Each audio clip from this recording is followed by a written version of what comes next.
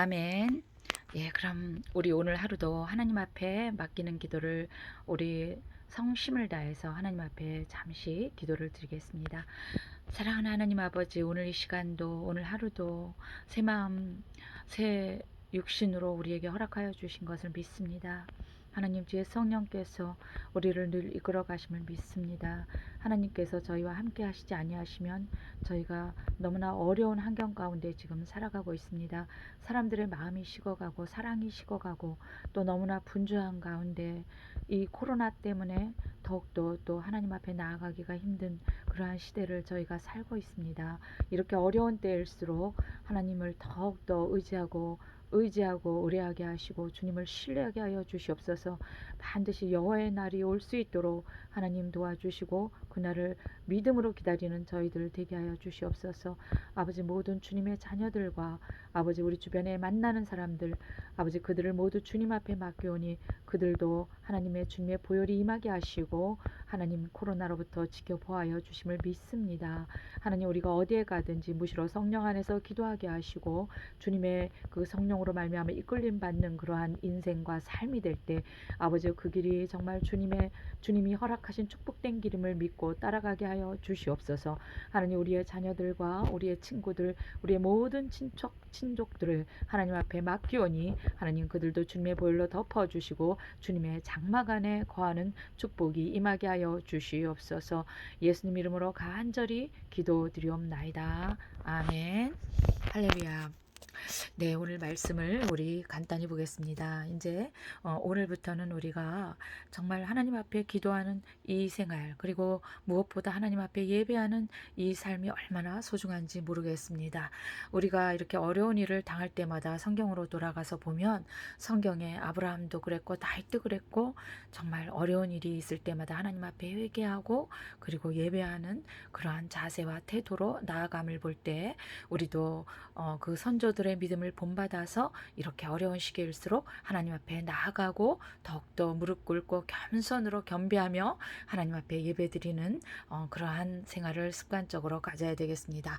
그럼 오늘 말씀을 보겠습니다. 오늘 말씀은 출애굽기 12장 1절에서 14절, 제목은 내 백성을 보내어 나를 섬기게 하라. 예, 출애굽기 그 12장은 이제 6월절의 유래에 대해서 나오는데 제가 두 절만 읽어드리겠습니다. 출애굽기 12장 12절 13절 말씀. 내가 그 밤에 애굽 땅에 두루 다니며 사람이나 짐승을 막론하고 애굽 땅에 있는 모든 처음 난 것을 다 치고 애굽의 모든 신을 내가 심판하리라. 내가 애굽 땅을 칠 때 그 피가 너희 사는 집에 있어서 너희를 위하여 표적이 될지라. 내가 피를 볼 때에 너희를 넘어가리니 재앙이 너희에게 내려 멸하지 아니하리라. 출애굽기 12장에는 애굽의 장자를 치고 애굽을 심판하시고 이스라엘을 보호하시려고 어린 양의 피를 문설주에 바르라고 하나님이 명령하시는 내용이 나옵니다.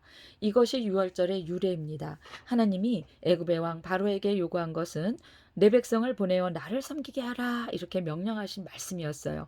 그러나 바로는 하나님의 요구를 거절했고 이스라엘 백성들을 더 억압하고 예배드리지 못하게 했습니다. 하나님은 10가지 재앙을 내리셨고 이제 마지막 10번째 재앙을 애굽에게 치셔서 애굽의 모든 장자가 멸할 것이라고 합니다. 이때 이 재앙이라는 말은 히브리어로 네게프라고 하는데 하나님께서 보내시는 역병 또는 치명적인 병 또 걸리는 거치는 이런 뜻이 있습니다. 자, 어떤 말이 그렇다고 했어요?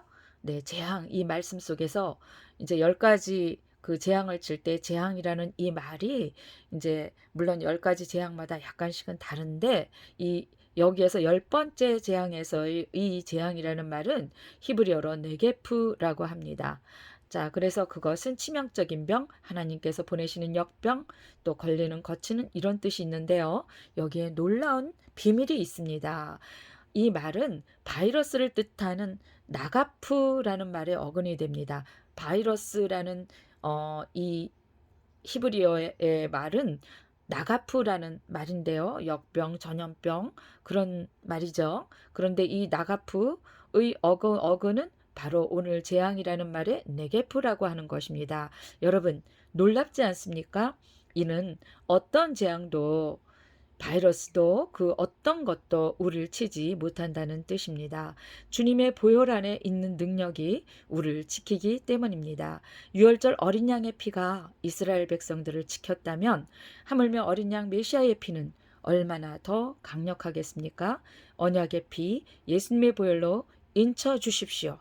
여러분의 자녀, 여러분의 친척, 여러분의 아는 사람들이 아는 사람들을 이렇게 만날 때, 그들을 생각할 때 여러분 기도하시면서 어린 양의 보혈로 인쳐 주십시오. 그 피는 예수님의 피, 예수님의 보혈입니다. 그 피는 심판의 피입니다. 예수님의 보혈은 우리를 보호해 주실 뿐만 아니라 세상의 악한 세력들을 막고 멸하는 줄로 믿습니다.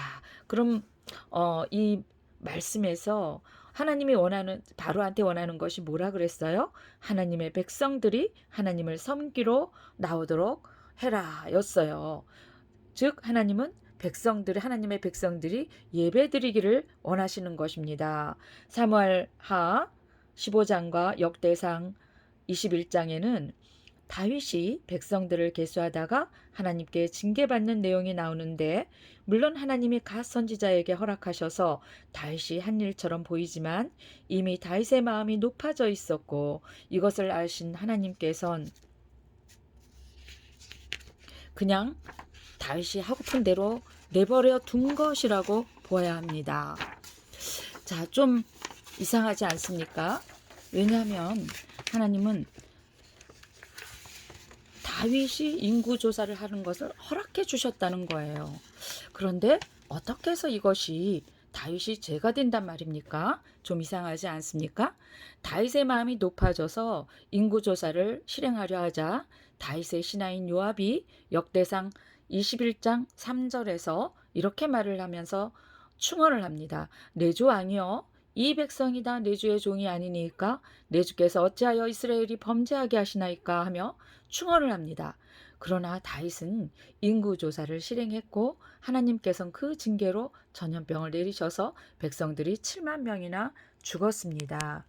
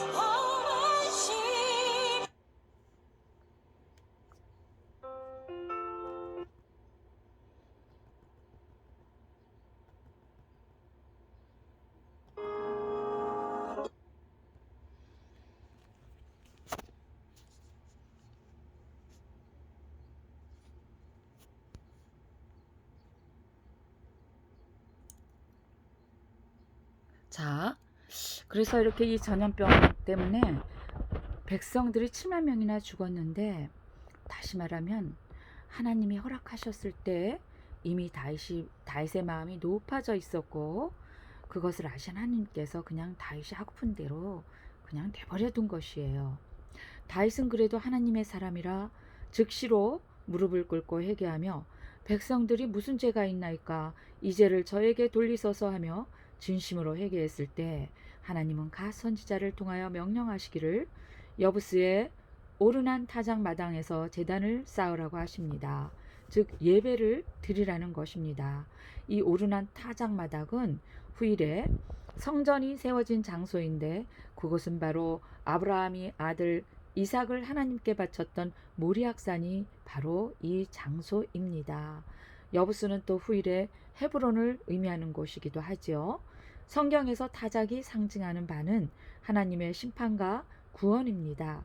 타작마당을 택하여 하나님이 전을 건축하게 한 하나님의 뜻은 복합적인 의미가 있습니다. 곧 이 전은 인류와 역사를 통치하시는 하나님의 보좌로서 그 보좌로부터 심판과 구원이 결정된다는 의미입니다. 성전의 부지가 인간의 죄에 대한 하나님의 한없는 용서와 그 죄에 대한 하나님의 형벌의 중지 가운데, 형벌의 중단 가운데, 그리고 희생제물을 드리는 가운데 선정되었음을 보게 되는데, 그 형벌의 중단을 실제적으로 가능케 했던 희생의 제사로 인해 하나님의 진노의 마당이었던 오르난의 타작마당이 은혜로운 성전 부지가 되었음을 밝히고 있습니다. 성전의 장소가 어디이건 중요한 것은 하나님께 희생의 제사를 드렸다는 것입니다. 즉 진실한 회개와 어린 양의 피로 들은 그 예배를 하나님께서 받으시고 이스라엘을 하나님의 나라로 이끌어가는 중심 나라로 세워주셨습니다. 이처럼 하나님의 역사는 세계 역사를 이끌어가며 시 공간을 초월하며 장소와 역사의 모든 환경이 1.1회까지 하나님의 계획과 운행 속에 있음을 우린 깨달아야 합니다. 여러분, 지금 세계가 어떻습니까? 지금 세계는 큰 변화와 변혁을 겪고 있습니다. 코로나로 인해서 인간관계와 사회구조, 정치구조, 경제구조가 아주 기이한 현상으로 흘러가고 있음을 여러분도 보고 느끼고 있겠지요. 이 와중에 교회 공동체가 무너지는 일을 자연스러운 일이라고 생각하는 분들이 많이 계십니다.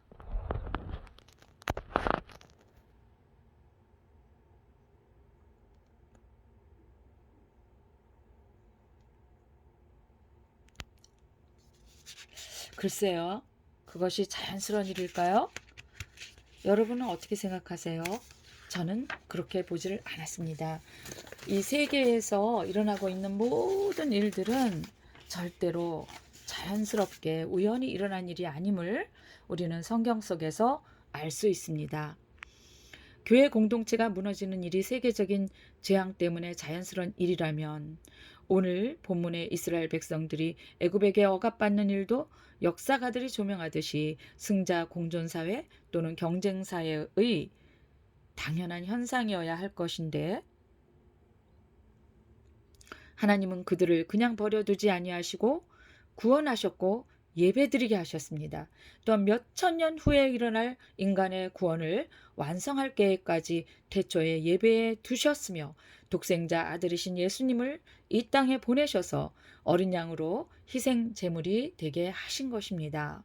역사학자들은 재앙을 어떤 세계적인 변화를 겪기 위한 과정이라고 추측할지는 모르나 성경 역사는 절대 이 세상이 그렇게 흘러가고 있지 않음을 증거하고 있습니다. 하나님께 예배드리는 것은 비인격적인 죽은 신이나 죽은 사람에게 드리는 그런 의식이 절대 아닙니다.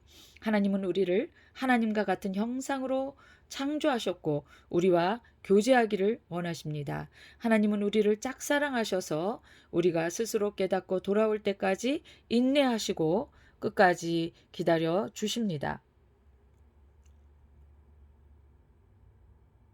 사람과의 관계에 있어서도 상대방을 이해하려 애쓰며 잘 맞지 않을 때는 누가 더 먼저 포용하고 기다려 주겠습니까? 더 성숙하고 상대방을 향한 사랑이 더 깊은 사람이겠지요. 그 사람이 잘못해서 먼저 이해해주고 용서해주고 그렇게 하겠습니까? 아닙니다. 더 성숙한 사람이 그렇게 할 수 있는 것입니다. 하나님은 우리를 선택하셨고 능력이 완벽하신 분이시기 때문에 하나님이 뜻하신 길로 우리를 인도해 주시지만 우리가 늘 선택할 수 있도록 우리를 존중해 주시고 기회를 주시고 기다리고 계십니다. 창세기 34장에 보시면 여러분이 잘 아는 내용이 나와 있어요. 야곱이 자식들을 데리고 귀향길을 가던 중에 가나안 땅의 세겜의 성읍 앞에서 장막을 치고 머물고 있을 때 하루는 딸 디나가 그 땅의 딸들을 보러 나갔다가 그 땅의 주장 세겜에게 추행을 당한 사건입니다. 디나의 오빠들은 얼마나 분하겠어요. 야곱의 12아들은 몹시 분노했고 아버지 야곱은 참담한 심정이었겠지요. 야곱의 아들 시므온과 레이가 꾀를 써서 세겜 사람들과 화해하는 척하며 할례를 강요했어요. 그래서 그들이 할례를 하여 힘이 없을 때 그 세겜 사람들을 공격해서 다 죽였습니다. 그러나 이 일이 빌밋거리가 되어 이들은 어딜 가나 위협을 받고 자유하지 못하겠지요. 이것을 안 아버지 야곱은 걱정이 태산 같았습니다. 창세기 35장 1절 말씀에 하나님이 야곱에게 이르시되 일어나 베델로 올라가서 거기 거주하며 네가 내 영 에서의 낯을 피하여 도망하던 때에 네게 나타났던 하나님께 거기서 제단을 쌓으라 하신지라. 자, 이렇게 고민과 근심 걱정이 태산 같던 야곱에게 하나님께서 명령하셨어요. 제단을 쌓으라. 베델에 가서 제단을 쌓으라. 그래서 야곱은 온 집안 사람들을 정결하게 하고 이방 신상들을 버리게 했습니다. 여러분, 우리가 지금 이 재앙의 시대를 맞이하면서 우리가 이 성경을 볼 때 우리가 가만히 있어야 되겠습니까? 우리의 마음이 안일해서야 되겠습니까? 아닙니다. 우리는 하나님 앞으로 나아가야 되는 것입니다. 우리는 하나님 앞에 가서 오늘 이 창세기에 나온 야곱처럼 35장에 나온 야곱처럼 35장 3절에 우리가 일어나 베델로 올라가자. 내 환난 날에 내게 응답하시며 내가 가는 길에서 나와 함께 하신 하나님께 내가 거기서 제단을 쌓으려 하노라 하매. 그렇습니다. 우리가 하나님 앞에 나아가서 예배를 드려야 되는 것입니다. 예배를 드릴 때 우리가 형식적으로 드릴 수 있겠습니까? 아니지요. 우리가 예배를 드리러 갈 때는 정말 순전하고 흠없는 짐승을 가지고 나가야 되고 예물을 가지고 나가야 되듯이 우리가 정말 회개하는 그러한 심정으로 우리의 각을 두고 이 마음으로 진심으로 진정으로 회개하는 그런 심령으로 우리의 마음을 제물로 해서 하나님 앞에 가지고 나가야 하는 것입니다. 그래도 우리가 정말 우리 힘으로는 의롭게 될 수 없기 때문에 우리가 회개할 만큼 회개를 해도 우리는 절대 의롭게 될 수 없기 때문에 예수님의 그 보혈의 피를 의지하고 믿음으로 하나님께 나아가야 되는 것입니다. 창세기 35장 5절 말씀에 그들이 떠났으나 하나님이 그 사명골들로 크게 두려워하게 하였으므로 야곱의 아들들이 추격하는 자가 없었더라 해서 하나님이 야곱과 야곱의 가족들을 자유하게 하셨습니다.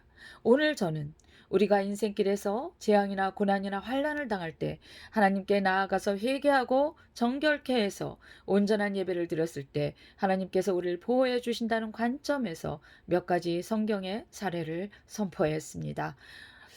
좋으신 아버지 하나님을 찬양합니다. 할렐루야. 예배는 아버지 하나님을 만나는 통로입니다. 예수님은 부활하셨고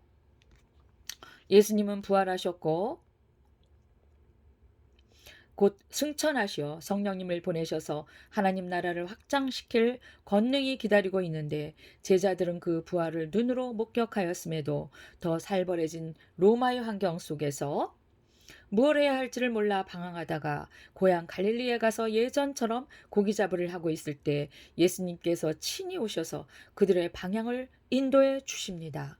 예루살렘에 가서 성령이 임할 때까지 기다리라 하고 명령하셨습니다. 그렇습니다. 우리는 하나님의 권능의 역사를 믿습니다. 코로나가 창궐하여 전 세계를 뒤덮고 있지만 하나님의 큰 역사가 있을 것을 믿습니다. 고센 땅에서 어린 양의 피를 바르고 믿음으로 하나님만을 의지하고 하나님께서 명령하신 대로 순종하며 이스라엘 백성들이 행했던 것은 바로 아벨과 같이 믿음의 예배를 드린 것입니다. 이런 힘겨운 시대를 살아갈수록 예배가 얼마나 소중한지를 깨닫는 성도님들 되시기를 축원합니다. 예수 그리스도 이름으로 축원합니다. 아멘. 하나님은 우리가 온전한 예배를 드리기를 원하십니다. 다윗에게도 예배드리기를 원하셨고 다윗이 진심으로 회개하고 온 정성을 다하여 예배드렸을 때 전염병은 그쳤습니다. 뿐만 아니라 다윗이 예배드렸던 그 장소는 오늘날까지도 전 세계의 정치와 역사, 모든 종교에 대한 문제를 푸는 중요한 거점이 되었다는 사실입니다.